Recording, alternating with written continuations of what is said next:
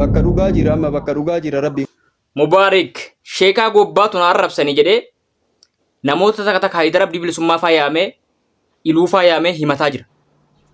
Bakka dhugaa jira amma bakka dhugaa jira rabbi wal ga'e amma. Ammuma kanaan sheekaan roobee ol galanii. La hawla wala quwwata illa billah. Du'ee jira gara fuula rabbii deemee jira dhiifama godhiifi jedhan. Innaa lillahi wa innaa ilaihi raaji'uun. Jara keenya guyyaa asirraa deemnu hin beeknu. Amma ta'ee galgala ta'ee idaa jaa'a laa yastaakiruuna saa'atan walaa yastaqdimuun. Qadara yeroo ammaa kana balaa adda addaa jira. Lola keessa seentee otuun beekan rasaasni baraariin si dha'uu mala.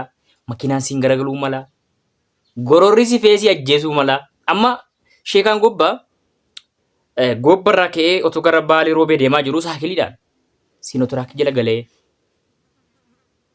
siinootiraakii ofitti hap godhee saamee lubbuun isaa dabree jedhaniiti taaziyaarra akka jiran sheekaan roobee dubbatan jechuudha. Siinootiraakii jala seenee bara. Siinoo jala seenee.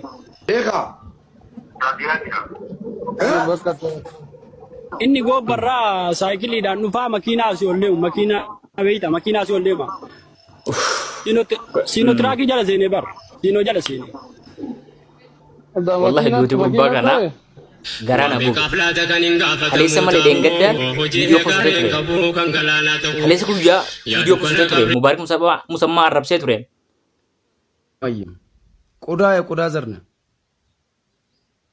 ሐስበህ ምንም ተናገረው ነገር የለም ተኩዋ ኢትያደና ሶይቱ የመጣበም ብቻ ነው የምታወራው ምክንያቱም ብላክቦርድ ድረስ ይንበረኔት ሳቲ ሙራሳ ከሰት ደቂቃ ሙራሳ ከሰት ነማ ፈያዴ ማጅሩፍ ብራ ዳብዴ አዱኛን ከና የቹዳ ዋና ጃይባቲ ከሌሰ ፈያ ቱሬ በጉማ ማቲ ሳብር ጅራቴሞ sila biyya biraa jiraate amma fakkeenyaaf inni kun beekamtii qabaatee malee guyyaatti namni du'u bar nama dhibbatama kan dhukkubsatee du'u kan balaadhaan du'u akkasuma kan harka namaatiin du'u kan mootolfojjaa utuma deemuu nyaatu fanyaanni feemee du'u hedduu jira. Tiigalee amma sheekaa gubbaa kana yoo fudhattan waan beekamtii qabuudhaaf waan namni isa dhaga'uudhaaf viidiyoon isaa akkasitti haasamaa jira malee duu mala jechuudha nama hedduun.